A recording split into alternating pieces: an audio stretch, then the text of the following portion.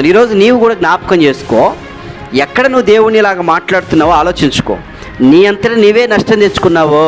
ఈరోజు నువ్వు ఒప్పుకుంటే దేవుడు సాయం చేస్తాడు. అయ్యా పొరపాటు అయిపోయింది, నా తప్పు వల్ల నేను ఇట్లున్నా, నా పొరపాటు వల్ల నా ట్రాక్ తప్పిపోయింది, నా ట్రాక్ తప్పిపోవడం ఎట్లున్నాను, ఇటు చెప్పిన మాట వినకుండా దేవుని దూషిస్తూ వెళ్ళిపోయా. అయితే ఆ యాక్సిడెంట్ అయినప్పుడు కూడా దేవుడే చేశాడు, దేవుని దూషించాను, కానీ దేవుడుగా చేసింది నా తప్పు వల్లనే జరుగుతూ వచ్చిందని క్షమాపణ అడుక్కొని మరలా దేవునితో సరిగా జీవిస్తూ వచ్చాడు. ఒక ప్రత్యేకమైన వర్తమానాన్ని మనం వింటాము. ఎఫెసీ 4:31. సమస్తమైన ద్వేషము, కోపము, క్రోధము, అల్లరి, దూషణ, సకలమైన దుష్టత్వమును విసర్జించండి. చూడండి, చాలా సందర్భాల్లో ఈ మాట మనకు కనబడతా ఉంది. దూషణ, సమస్తమైన దూషణ మీరు మానేయండి అని దేవుని వాక్యము ప్రత్యేకంగా మనకు తెలియజేస్తూ ఉంది. దూషణ ఎప్పుడు వస్తాయి? దూషణలు ఎప్పుడు నిందించడం వస్తుంది, ఎప్పుడు తప్పు పట్టడం వస్తుంది అంటే మనము తప్పుటోళ్ళగా ఉన్నప్పుడు ఇతరులను తప్పుడోళ్ళగా మార్చాలని ట్రై చేస్తాం కొన్ని సందర్భాల్లో. అది జరిగే పరిస్థితులు. ఇప్పుడు రాజకీయంలో చూడండి, ఒకసారి రాజకీయ వ్యవస్థ మనం చూసినట్లయితే ఈ దినాల్లో అనేక చోట్ల ఎలక్షన్స్ జరగాలని ప్లాన్ చేస్తున్నాయి, ఇక 2 నెలల్లో 3 నెలల్లో. అయితే ఎలక్షన్స్ అప్పుడు ప్రజలకి ఒకరినొకరు ఏం చేసుకుంటున్నారు, వాళ్ళు దూషించుకోవడమే అయిపోయింది. ప్రజలకు మేము ఈ పథకం ఇస్తాము, ఇది ఇస్తాము చెప్పేది ఉందా? ఉండదు. అతనిట్లా, ఇతనిట్లా, ఈ పార్టీ ఇట్లా అని దూషణ చేసేది పరిస్థితి కనబడుతుంది. ఎక్కువగా ఇదే, ఇంకా ఏం కనిపించదు. దాని కొరకే లక్షలు కూడా పెట్టి మీటింగ్ పెడతారు, దాని కొరకే వాల్ పోస్టర్లు వేస్తారు, దాని కొరకే బ్యానర్లు. బ్యానర్లకే ఖర్చు దాదాపుకు కోట్ల రూపాయలు ఉంటుంది బ్యానర్లకే. ఎందుకో? తిట్టుకోవడానికి. ప్రజలకు ఇది చేస్తాం అది చేస్తాం చెప్పడానికి కాదు, కేవలం తిట్టుకోవడానికి. ఆయన మంచి చేస్తాం ఏ మంచి చేస్తాం తెలియదు, కానీ ఎవరు ఏం చెప్తారు మేము ఇది చేస్తాం అది చేస్తాం అంటే కానీ ఆయన ఇలా ఈయన ఇలా ఇదే చెప్పడం తప్ప ఎక్కడ కూడా ఏ వ్యక్తి కూడా ఇదిగో మేము ప్రజలకు వెళ్ళి ఇలా చేస్తామని చెప్పిన వారు ఉండరు. దూషణలు తప్ప ఏది కనపడదు. దాదాపుగా 90% దూషణే ఉంటుంది, 90% నిందించడమే ఉంటుంది ఇతరులను ఒకరు. బైబిల్లో కూడా దేవుణ్ణి దూషించిన వ్యక్తిని మనము చూద్దాం. దేవుని దూషించి దేవుని తప్పుపెట్టి, ఈరోజు వర్తమానం ఏంటంటే తన తప్పును తాను తెలుసుకోకుండా దేవుని మీద తప్పు పట్టింది. చూడండి, ఎవరు గుర్తొస్తున్నారా మీరు? ఎవరన్నా ఎవరు? ఒక స్త్రీ, కయ్యను మగ స్త్రీ, ఎవరైనా గుర్తొస్తున్నారా? సరే చూద్దాం. ఇంతకుముందే మీకు చూపించాను ఆరాధన. ఎస్, చూడండి, ఆరాధన వర్తమానం మీకు చూపించింది. అదే వర్తమానం మనం వింటాం ఇప్పుడు. రూతు గ్రంథము 1వ అధ్యాయము 19వ వచనం 20వ వచనం. ఆమె సర్వశక్తుడు నాకు చాలా కీడు చేసెను గనుక నన్ను నయోమి అనక మారా అని పిలవండి. సర్వశక్తుడు నాకు చాలా కీడు చేశాడు. ఎవరు చేశారంట? కీడు ఎవరు చేశారు? దేవుడు చేశాడు. నాకు కీడు అంటుందేమో. సర్వశక్తుడు దేవుడే నాకు కీడు చేశాడు, మనుషులుగా చేసింది నాకు దేవుడే కీడు చేశాడని దేవుడి మీద నింద వేస్తూ ఉంది. కారణం ఏంటి అసలు ఏంటి అని చూస్తే నయోమి జీవితంలో నిజంగా చాలా వేదనకరమైన పరిస్థితి. ఎందుకు ఆ మాట అంటుంది? ఆమె ఆ మాట అనడానికి కారణం ఏంటి? ఎందుకు ప్రత్యేకంగా దేవుడే నాకు కీడు చేశాడు అంటుందంటే, ఎందుకంటుందామా? భర్త చచ్చిపోయాడు, కొడుకులు ఇద్దరు చచ్చిపోయారు, ఇక ఏముంది నాకు, ఇంకా నాకేం లేదు, దేవుడే నాకు కీడు చేశానని చెప్తే. ఎన్నిసార్లు మనం అట్లా చెప్పము, ఎన్ని సందర్భాల్లో మనం చెప్తాం. చిన్న యొక్క శోధన రాగానే దేవుడే కీడు చేసిరండి అనే పరిస్థితులు ఎన్ని సందర్భాల్లో మనం మాట్లాడుతూ ఉంటాం. చాలాసార్లు మనం మాట్లాడుతూ ఉంటాం ఆ యొక్క పరిస్థితులు. మరి ఈమె 3 చనిపోయారు, చనిపోయినప్పుడు కీడు చేశాడు, నాకు కీడు చేశాడు, నాకు కీడు చేశాడని ఆమె చెబుతూనే ఉంది. కీడు చేశాడు దేవుడు నాకు అని ఆ ప్రజలు వచ్చి అడిగినప్పుడు, అమ్మ నయోమి బాగున్నావా అంటే, బాగున్నావని అడుగుతున్నారా నన్ను? ఎట్లా బాగుంటా నేను? ఏమని బాగుంటాను? ఏం చెప్పేది నేను నా జీవితం గురించి? నా జీవితంలో ఏమీ లేదు బాగుండడానికి. ఇల్లు కోల్పోయినాను, భర్తను కోల్పోయా, పిల్లలు కోల్పోయా, అంతా కోల్పోయిందండి, ఇంకా నాకేమీ లేదని బాధతో వేదనతో ఆమె చెబుతున్న పరిస్థితి మనము చూస్తూ ఉన్నాం. మరి ఎంత వచ్చినా ఈమె దేవుడి మీద నిందేస్తూ ఉంది. మరి తప్పు ఎవరు చేశారు, ఏం చేశారని చూస్తే ఇప్పుడు చూద్దాం. రూతు గ్రంథము 1వ అధ్యాయం 1వ వచనం. న్యాయాధిపతులు ఏలిన దినముల యందు దేశములో, చాలు, న్యాయాధిపతులు ఏలే దినాలలో దేశంలో ఏమొచ్చిందంట? కరువు వచ్చింది. దేశంలో కరువు అంటే ఏంటిది? తినడానికి తిండి లేదు, తాగడానికి నీళ్ళు లేవు, వర్షం పడట్లేదు, ఏమీ లేదు ఆ దేశంలో. ఒక పూట తిని 2 పూట్ల పస్తుండే పరిస్థితులు. అంతటి భయంకరమైన కరువు ఆ బెత్లెహేములో వచ్చింది.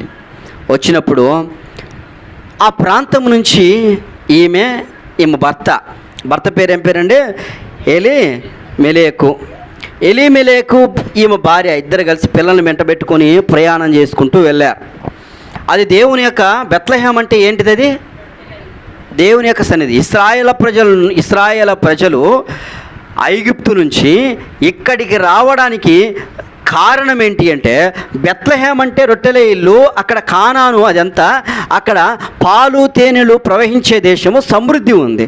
అది సమృద్ధి ఉన్న చోట ఏమొచ్చింది? చిన్న కరువు వచ్చింది. ఆ కరువు వచ్చినప్పుడు అందరూ పోలేదు, కానీ ఈమె ఒక్కతే పోయి ఈమె భర్త వెళ్ళిపోయినారు.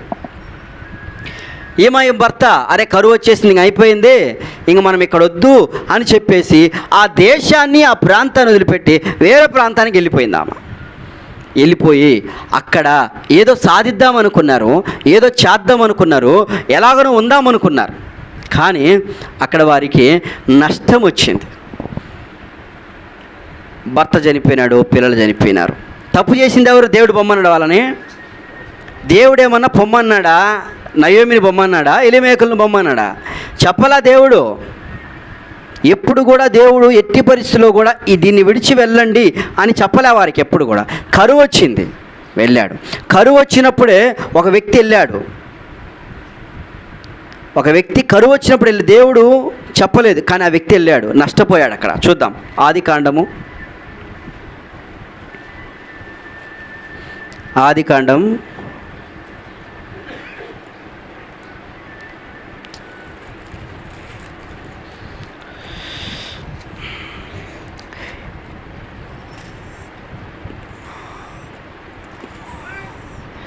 12వ అధ్యాయము 10వ వచనం. అప్పుడు ఆ దేశంలో కరువు వచ్చెను, ఆ దేశంలో కరువు భారముగా ఉన్నందున అబ్రాము ఐగుప్తు దేశం నివసించుటకు అక్కడికి వెళ్ళాను. చాలండి. అబ్రహాం ఎక్కడికి వెళ్ళాడంట? ఎక్కడి నుంచి ఎక్కడికి వెళ్ళాడు? బెత్లెహేము నుంచి వెళ్ళాడు ఆయన. అబ్రహాము కూడా వెళ్ళింది అక్కడి నుంచే మోరియా ఆ ప్రాంతం బలిపీఠం కట్టాడు ఆయన. 7వ వచనం మనం చూస్తే బలిపీఠం కట్టాడు. మెసొపొతేమియా నుంచి అక్కడికి వచ్చి బలిపీఠం కట్టుకుని అక్కడే ఉండాలి. దేవుడు చెప్పలే పొమ్మని, ఇక్కడే ఉన్నాడు. కానీ ఏమైందంటే, అరే ఇక్కడ ఉంటే నేను చెడిపోతానేమో, ఇక్కడ ఉంటే నాకు ఆహారం అందదేమో అనే ఉద్దేశంతో కరువు వచ్చిందని ఐగుప్తుకి వెళ్ళిపోయాడు. కరువు వచ్చిందని ఐగుప్తుకి వెళ్ళినప్పుడు అక్కడ వాళ్ళ భార్యను చూశాడు ఫరో రాజు. అక్కడ మన కింద వచనంలో 10 నుంచి 20 వచనం చూస్తే అక్కడ భార్యను చూశాడు. ఎవరిని? అబ్రహాము భార్యను చూడండి 12వ వచనం. అమ్మా, ఐగుప్తీయులు నిన్ను చూచి ఈమె ఇతని భార్యని చెప్పి నన్ను చంపి నిన్ను బ్రతకనిచ్చుదురు, నీ వలన నాకు మేలుకొనినట్లు నిన్ను బట్టి నేను బ్రతుకున్నట్లు నీవు నా సహోదరు అని దయచేసి చెప్పమను. ఎంత చెప్పినా ఇన్లా. చెల్లి అని చెప్పేసరికి ఫరో తీసుకెళ్ళిపోయాడు. ఈమె సుందరముగా అందంగా కనబడుతుంది కాబట్టి శారమ్మ. తీసుకెళ్ళిపోయి ఉంచేసుకున్నాడు. కానీ దేవుడు మాత్రం మరలా సహాయం చేస్తూ వచ్చాడు. కరువు వచ్చిందని వెళ్ళి పరిస్థితిగా తప్పు ఎవరు చేశాడు? దేవుడు చేశాడా? అబ్రహాం చేశాడా? అబ్రహామే చేసుకున్నాడు. తనంతట తాను చేసుకున్నాడు. దేవుడు చెప్పాలా వెళ్ళమని? దేవుడు వెళ్ళమని చెప్పాలా? నువ్వు కరువు వచ్చినా ఏదొచ్చినా దేవుని యొక్క నివాస స్థలం ఎదుట దేవుని దగ్గర నువ్వు ఉంటే దీవించబడతావు, ఆశీర్వించబడతావు, ఉన్నా లేకపోయినా అని దేవుని వాక్యము సెలవిస్తూ ఉంది. కరువు వచ్చిందని చెప్పి అక్కడి నుంచి వెళ్ళిపోయాడు, నష్టం కొని తెచ్చుకున్నాడు అబ్రహాము. ఇప్పుడు ఇదే సిచ్యువేషన్ రూతు కూడా వెళ్తూ వచ్చింది. రూతు కూడా కరువు వచ్చిందని చెప్పి నయోమి భర్త ఎలిమెలెకు కరువు వచ్చిందని మోయాబుకి వెళ్ళిపోయారు. మోయాబు అంటే శాపగ్రస్తమైనది. మోయాబు అంటే చాలా ఘోరమైన పరిస్థితి. మోయాబుని దేవుడు శపించేశాడు. వాళ్ళు తప్పు చేస్తే ఏమంటుంది దేవుణ్ణి? సర్వశక్తుడు నాకు కీడు చేశాడు, ఆయనే కీడు చేసి నన్ను బాధ పెట్టాడు, ఆయనే నన్ను బాధ పెట్టిన వ్యక్తిని ఆయన దుర్భాషలు ఆడతా, దూషణ చేస్తూ ఉంది. దూషణ చేసే పరిస్థితి కనబడతా ఉంది. తప్పు చేసింది ఒకరు, నింద మోపేది ఎవరో? దేవుడి మీద. ఈరోజు నీవు నేను కూడా అట్టుంటాం. తప్పు చేస్తాం, మనం పొరపాటు చేస్తాము. దేవుడు చెప్పిన పనులన్నీ చేయక చెప్పని పనులు చేస్తూ ఉంటాం. చెప్పని పనులు చేసి నష్టం వచ్చింది అనుకోండి, అప్పుడేమంటారు తెలుసా? దేవుడు ఇట చేశాడండి అని అంటాడు. ఎవడు పెట్టమన్నాడు నేను వ్యాపారం? ఎవరు పెట్టమన్నారు? నిన్ను ఆ ఉద్యోగానికి పొమ్మన్నారా? ఈ ఊరు విడిచి వెళ్ళిపోమన్నాడా? లేకపోతే ఇంకొక పని ఏమైనా చేసుకోమన్నాడా? దేవుడు నీకేం చెప్పాడు దాని మీద నిలబడు.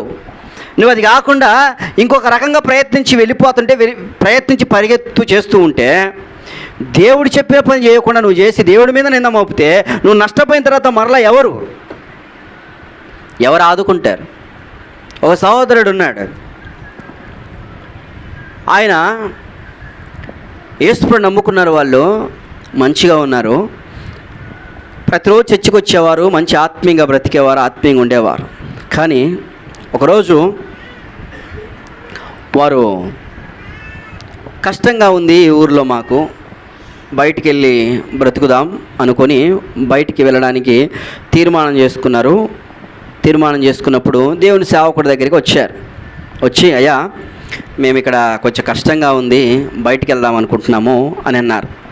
అంటే సరే దేవుడి చిత్తాన్ని అడిగి చెప్తాను, వెయిట్ చేయండి అని చెప్పాడు ఆయన. 2 రోజుల తర్వాత వారు వచ్చారు. ఇదే సిచ్యువేషన్లో ఇంకొక కుటుంబం కూడా ఉండేది. వారు కూడా ఇక్కడ కూడా మాకు కష్టం ఉందయ్యా, ఇక్కడ ఉండలేకపోతా ఉన్నాము, ఏదైనా చేసుకుందామని బయటికి వెళ్ళాలనుకుంటున్నాము, దూర ప్రాంతానికి, మంచిగా ఉండే స్థలానికి అని అన్నారు. వారు కూడా వచ్చారు. 2 రోజుల తర్వాత వాళ్ళకి అలా చెప్పాడు. 2 రోజుల తర్వాత రండి మీరు చెప్తానన్నాడు. 2 కుటుంబాలు అక్కడికి వచ్చాయి. 2 కుటుంబాలు వచ్చినప్పుడు 2 కుటుంబాలకు ఆయన ఏం చెప్పాడంటే, అయ్యా మీరు ఇక్కడ నుంచి వెళ్ళడము దేవుని చిత్తము కాదు, దేవుడు మాట్లాడట్లేదు, మీరు ఇక్కడే ఉండి ఉన్న దాంట్లో సేవిస్తూ దేవుణ్ణి జీవించండి అని చెప్పాడంట. చెప్తే ఒక కుటుంబం ఒకళ్ళు అనుకున్నారు, ఈ పాస్టర్ గారు ఇంతే చెప్తారు, వెళ్ళొద్దంటాడు, మనం రాకపోతే సంఘంలో ఎవరు రాలేరని, సంఘములో అందరు తగ్గిపోతారని ఆయన చెప్తున్నాడు ఇట్లా అనుకొని వాళ్ళు వెళ్ళిపోయారు. దూర ప్రాంతానికి వెళ్ళిపోయారు. బాగా సంపాదించారు, బాగా డబ్బులు వెళ్ళిపోయారు, బాగా సంపాదించారు. ఇక్కడ ఈ ఊర్లో ఉండి పని చేసుకునే వ్యక్తి ఒక చిన్న కొట్టు పెట్టుకున్నాడు. ఆ కొట్టును జరుపుకుంటూ ఉన్నాడు. కొంత రోజుకి ఒక 500 అట్లా ఆదాయం వచ్చేది. వచ్చినా దేవుని మందిరంలో ఉండేవాడు, ప్రార్థన చేసుకునేవాడు, కూడికలకు వచ్చేవాడు, అలా జరుగుతూ ఉండేది, బాగా మంచిగా జరిగేది. ఒకరోజు ఏం జరిగిందంటే, ఆ దూర ప్రాంతంలో ఉన్న వ్యక్తులు వెళ్ళిపోయారు కదా, వాళ్ళు బాగుంటుందని వెళ్ళిపోయినారు కదా, వాళ్ళు కారు వేసుకొని వచ్చేసారు ఇతని దగ్గరికి. కారు వేసుకొని వచ్చి వాళ్ళ భార్య, ఆ తర్వాత అతను కారు వేసుకొని వచ్చి నిలబడ్డారు. చూడగానే ఎవరబ్బా కారు వేసుకొని వచ్చారంటే, ఎవరు దేవుని సేవకుడు వద్దన్నాడో ఆ వ్యక్తి బాగా ఆశీర్వదించబడ్డాడు, దీవించబడ్డాడు, డబ్బు వచ్చేసింది. చూసావా, మేము దేవుని సేవకుడు మాట వినకుండా వెళ్ళినా కూడా మాకు ఎంత స్థాయి వచ్చిందో చూసావా, కారు ఉంది. ఈరోజు ఆమె చీర చూపిస్తుండే, అక్క చీర చూసావా ఎంత పెద్దగా ఉందో అంటుందంట, అది ఎత్తి పడుద్దామని. మళ్ళీ నెక్లెస్ పెట్టుకుందంట ఆమె, చూసావా అది కనపడితే చేస్తుందంట ఊరికే. ఆయన సరే అక్క బాగున్నారు, మీరు మంచిగుంటే సంతోషము, బాగుందని అనుకున్నాడు.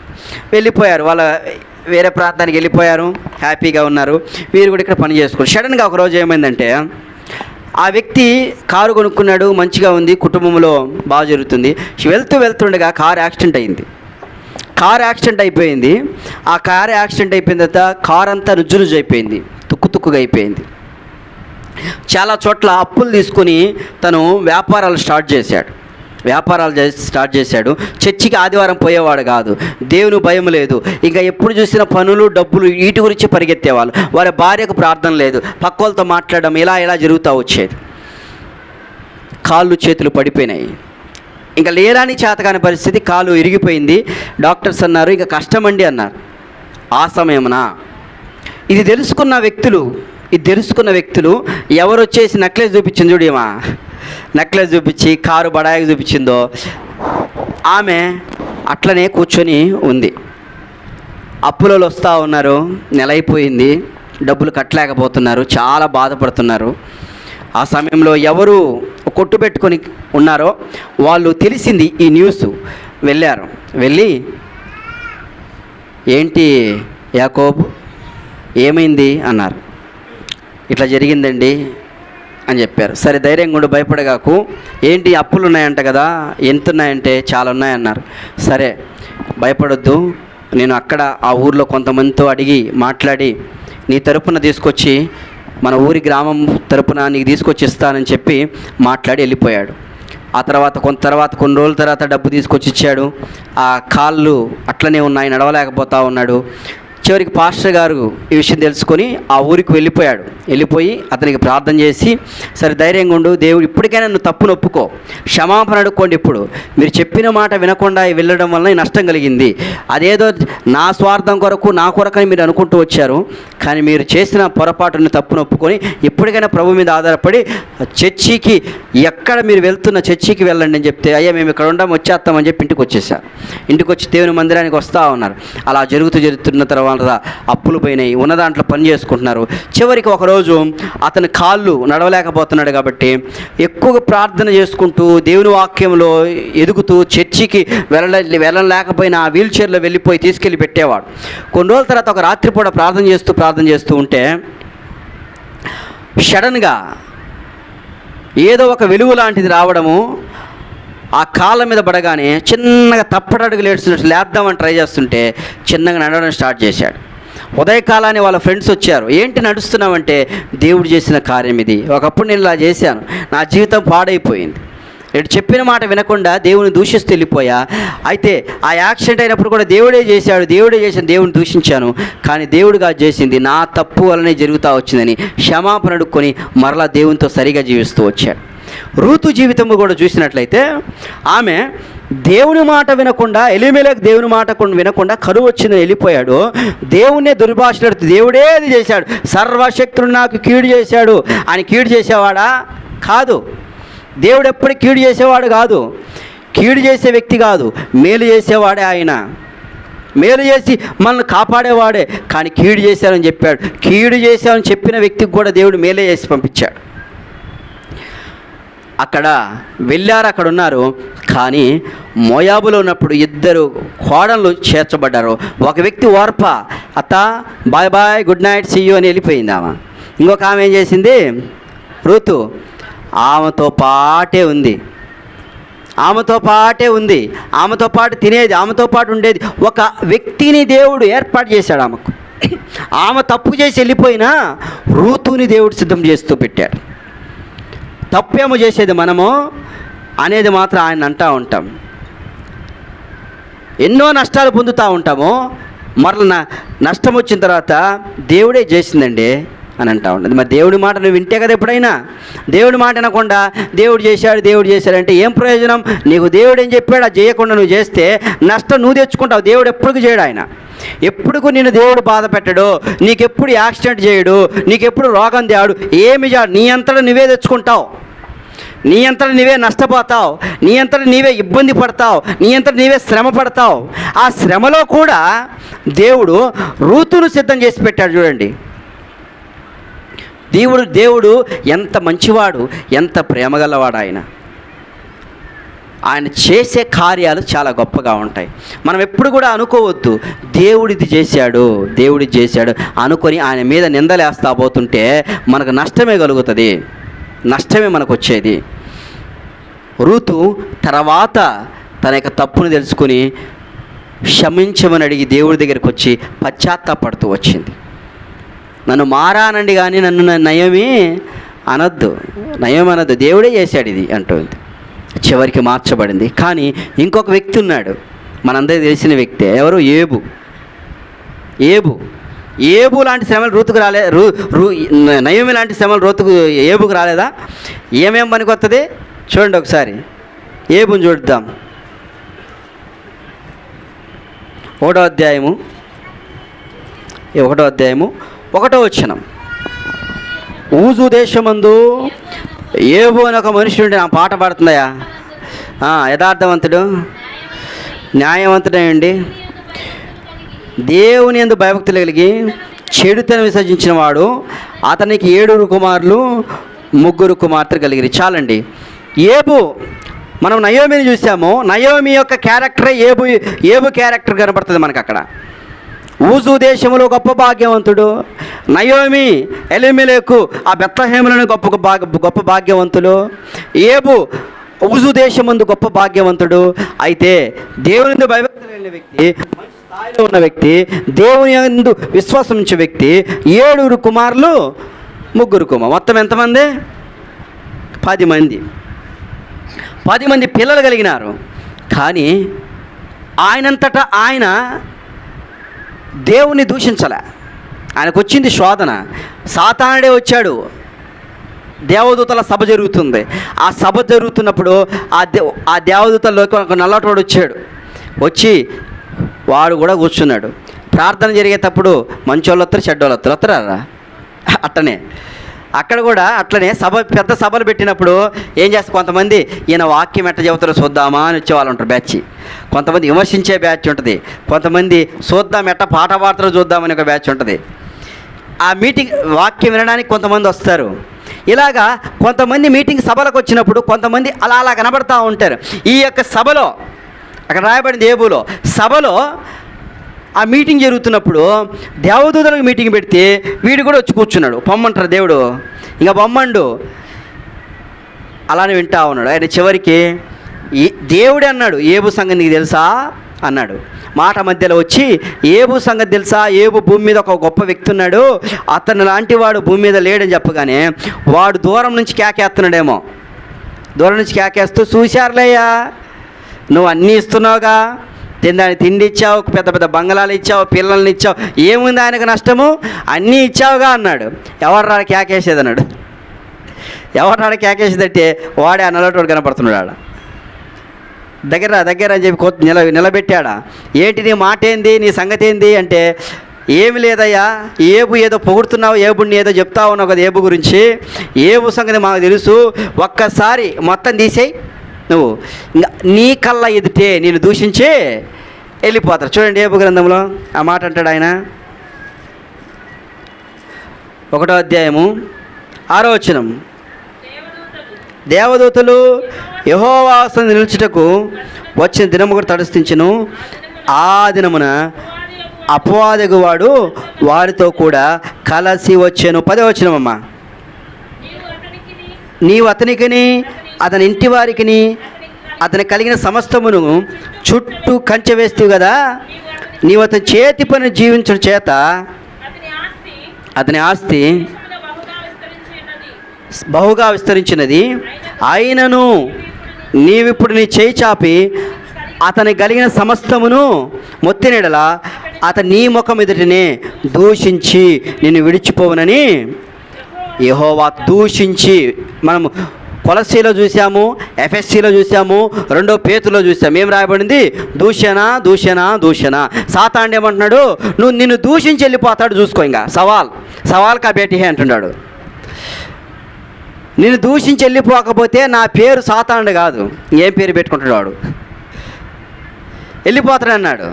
కానీ చివరికి సరే నీ గురించి ఆలోచిద్దాంరా అనుకొని ఎలాంటి శ్రమ గుండా వెళ్ళిపోయాడంటే ఏబు, విపరీతమైన గాలి వచ్చింది. ఆ గాలిలో ఇల్లు కూలిపోయింది.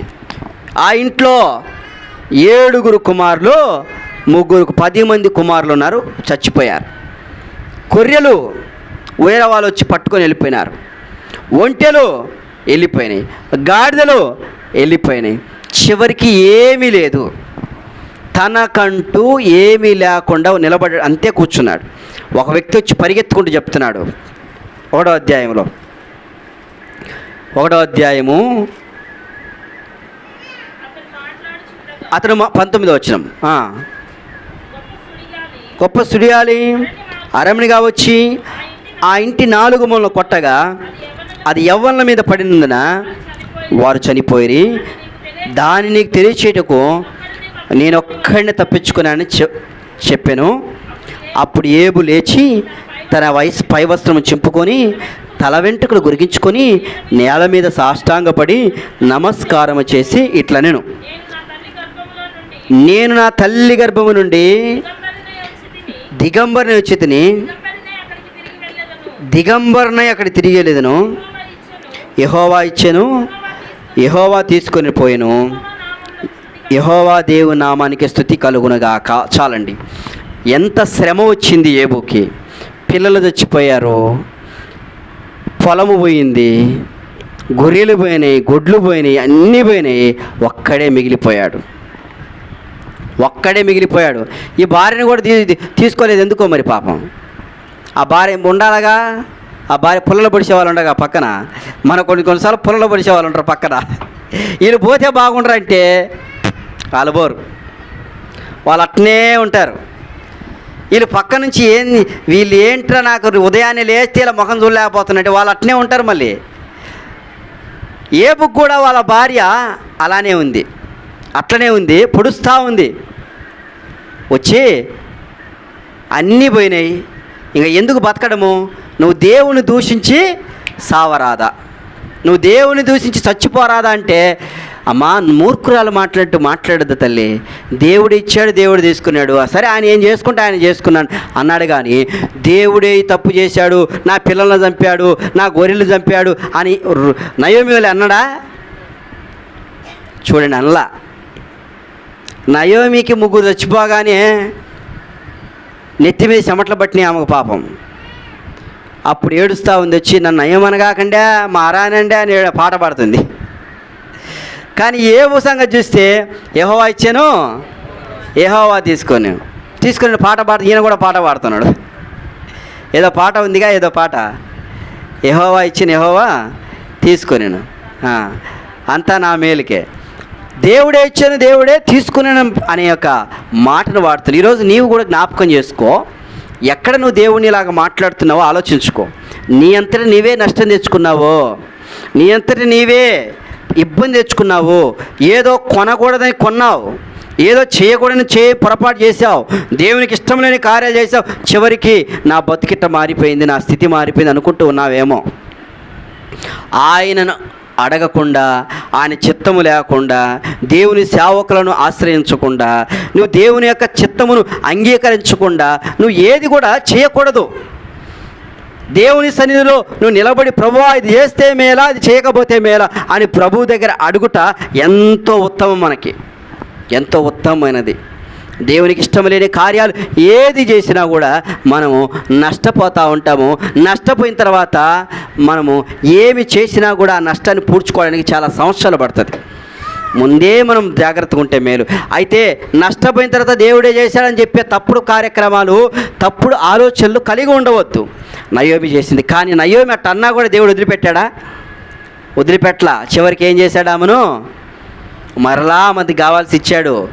రూతుని జతపరిచాడు, బోయాజును సెట్ చేశాడు, తర్వాత ఇంకెవరు ఓబేదును అనుగ్రహించాడు, నవ్వును తెప్పించాడు. దేవుడు వదిలిపెట్టేవాడు కాదా ఆయన? ఒకవేళ ఇలాగ దేవుని దూషిస్తూ వచ్చావేమో, దేవుని అంటూ వచ్చావేమో, నా మోకాల నొప్పి తగ్గలేదు, దీన్ని పాడగాను అనుకుంటా కూర్చుంటా, దేవుని తిట్టుకుంటా కూర్చుంటారు కొంతమంది. నా జీవితం మారలేదు, నా స్థితి మారలేదు, ఏంది పెరగలేదు, ఇది నా బతుకు ఇంతేనా, నా ఉద్యోగాలు ఇంతేనా, నా స్థితి అనుకోవద్దు. ఒకవేళ పొరపాటు అయిపోయి ఆ ఒక్కసారి ట్రాక్ తప్పితే ట్రాక్లోకి మళ్ళీ రావడం కష్టం. ఇప్పుడు ట్రైన్ ఉందండి, ట్రైన్ 2 ట్రాక్స్ ఉంటాయి. కుడివైపు పోవాల్సింది ఎడమలోకి వెళ్ళిపోతే ఏమవుతుంది? నా ట్రాకు యాక్సిడెంట్ అయిపోద్ది. ఇంక మళ్ళీ ఎనికి వస్తుందా? ఊరు ఎనికి వచ్చేదే ఉంటుందా? ఏముండదు, అది పోయేదే. కాబట్టి ట్రాక్ తప్పిపోతే కష్టం. ఆ ట్రాక్ను సరిగా వేసుకోవాలా. ఆ ట్రాక్ను సరిగా వేసుకోకపోతే నిజంగా నష్టమే. నేను కూడా ట్రాక్ సరిగా వేసుకోలే. ఒకప్పుడు ఇంటర్మీడియట్ చదివినప్పుడు సరిగా చదవక అదే సరిగా చదివింటే ఈరోజు ఎంబీబీఎస్ చేసి ఒక డాక్టర్గా స్థిరపడేవాడిని, ఒక మంచి డాక్టర్గా ఉండేవాడిని. కానీ ట్రాక్ సరిగా వేసుకొని కారణం వలన ఏదో చిన్న చదువుకొని బ్రతుకుతున్న పరిస్థితి. కానీ ఒక రీతిగా ఉంటే పిల్లల జీవితంలో కానీ మీ జీవితంలో కానీ ఎక్కడైనా మన ట్రాక్ను మనం సరిగా చేసుకోవాలి. చదువు విషయంలో కావచ్చు, ఉద్యోగంలో విషయంలో కావచ్చు, దేని విషయంలోనైనా ఆ ట్రాక్ సరిగా వేసుకోకపోతే మనం నష్టపోతాం. మొన్నటి దినాన పెళ్ళి అయింది అంబానీ కొడుకుది కదమ్మా. న్యూస్లు బాగా తెలుస్తాయి మీకు. అంబానీ కొడుకుది పెళ్ళి అయింది. ఆ పెళ్ళికి ఎంత ఖర్చు పెట్టాడు? 1000 కోట్లు ఖర్చు పెట్టాడు. ఎలా సాధించాడంతా? ఎలా అంత సంపాదించాడు? అడవిలో అంటే 600 ఎకరాల అడవి కొన్నాడంట. 600 ఎకరాలు, కొన్ని కోట్లు ఆస్తి అంబానీకి. సామాన్యంగా అంబానీ పనిచేసింది ఒక పెట్రోల్ బంకులో పనిచేశాడు. చిన్న పెట్రోల్ బంకులో పనిచేసిన వ్యక్తి ఈరోజు కోట్లకు వేసాడు. ఒక ట్రాక్ వేసుకున్నాడు, మంచి ట్రాక్ వేసుకున్నాడు ఆయన. ఆ ట్రాక్ను తప్పించి పక్కకి వెళ్ళిపోలే, ఒకే ట్రాక్లో ఉంటూ వెళ్ళాడు. మన ట్రాక్ మనము సరిగా వేసుకోవాలి. దేవుని విషయంలో నువ్వు వేసుకునే ట్రాక్ దేవుడు ఏం చెప్తాడో ఆ ట్రాక్లో నిలబడితే మాత్రము దేవుడు మనల్ని దీవిస్తాడు. ఏబు ఒకే ట్రాక్ వేసుకున్నాడు. నేను దేవుని దూషించను, నాకు అవసరం లేదు, నష్టపోయినా పర్వాలా, నాకు ఇబ్బంది వచ్చినా పర్వాలేదు, నేను మాత్రము దేవుణ్ణి దూషించను అని తీర్మానం చేసుకో. భార్య వచ్చి చెప్పింది. నయోమికి చెప్పారు ఎవరన్నా వచ్చి, అమ్మ దూషించమ్మ యేసయ్యను ఒకసారి, దేవుణ్ణి దూషిస్తే బాగుంటుంది నీకు అని చెప్పారా? ఎవరు వచ్చి చెప్పారా నయోమికి? కానీ ఆ మంత్రం ఆమెకి నోటికి ఏమొచ్చింది? దూషణ మాటలు వచ్చేసాయి. దూషణ మాటలు వచ్చాయి, ఏబుకు రాలా. అందుకే ఏబు గొప్ప ఆశీర్వాదాన్ని చూశాడు. కానీ నయోమి జీవితంలో కూడా మరలా తప్పు ఒప్పుకుంది. ఆయన పడిపోయిన వాడిని కూడా లేపేవాడు, ఆయన పడిపోయిన వాడిని కూడా స్థిరపరిచేవాడు. పడిపోవు వారెల్లరినీ లేపెడి వాడవు నీవే ప్రభు. పడిపోవు వారెల్లరినీ లేపెడి వాడవు నీవే ప్రభు. విడువవు నన్నిక ఎన్నడైనను పడిపోకుండా కాయు రక్షక. విడువవు నన్నిక ఎన్నడైనను పడిపోకుండా కాయు రక్షక. నిజంగా ఇద్దరిని మనం చూసాం. మొట్టమొదటి ఎవరిని చూసాము? నయోమిని చూసాము. నయోమి ఎవరు చెప్పకుండానే దేవుని దూషించింది. దూషించి నష్టపోయి ఇంట్లో కూర్చొని ఏడుస్తూ వచ్చింది. కానీ దేవుడు మరలా కరుణించి కృప చూపించి రూతు ద్వారా దేవుడు మరలా సహాయం చేస్తూ వచ్చాడు. బోయాజు ద్వారా, ఓబేద్ ద్వారా తనకు మరలా నవ్వు తెప్పించాడు. మంచిదే. ఈరోజు నువ్వు ఒప్పుకుంటే దేవుడు సహాయం చేస్తాడు. అయ్యా పొరపాటు అయిపోయింది, నా తప్పు వల్ల నేను ఇట్లున్నా, నా పొరపాటు వల్ల నా ట్రాక్ తప్పిపోయింది, నా ట్రాక్ తప్పిపోవడం వల్ల ఎట్లున్నాను, నన్ను క్షమించు ప్రభువా అని దేవుణ్ణి అడిగితే మాత్రం ఆయన క్షమించి మరలా నిన్ను మంచి ట్రాక్లో నిలబెడతాడు. ఏబు ఏమాత్రం కూడా మాట్లాడలా. ఏబుకి ఎన్నో వచ్చినాయి. అంత మాత్రమే కాదు, శరీరం అంతా ఏమొచ్చినాయి? కురుపులు. కురుపులు అంటే మామూలు కురుపు, కుష్ఠరోగము. కురుపులు వేరు, కుష్ఠరోగం వేరు. ఆ కుష్ఠరోగం లాంటిది భయంకరంగా వచ్చి చేతులన్నీ పోయినాయి, మొత్తం చేతులన్నీ పోయినాయి. దగ్గరకు వచ్చి ఫ్రెండ్స్ మాట్లాడారా? దూరంగా నిలబడి ఏమరా ఏబో బాగున్నావా అంటున్నారు, అంతే. ఎవరు మాట్లాడింది లేదు. దగ్గరికి వస్తే వాళ్ళకు అంటుకుంటుంది, అది మాట్లాడలేదు. ఎన్ని రోజులు పడ్డాడు తెలుసా ఏబు శ్రమ? ఏబు కేవలం పడింది శ్రమ 10 రోజులే. ఏబు ఫ్రెండ్స్ వచ్చి 2వ అధ్యాయంలో చూడండి. ఏబు 2వ అధ్యాయం 1వ వచనంలో కనపడుతుంది. 2వ అధ్యాయం 1వ వచనం. 3వ అధ్యాయం చదమ్మా. 3వ అధ్యాయము ఒక్క నిమిషం. 2వ అధ్యాయము 13వ వచనం.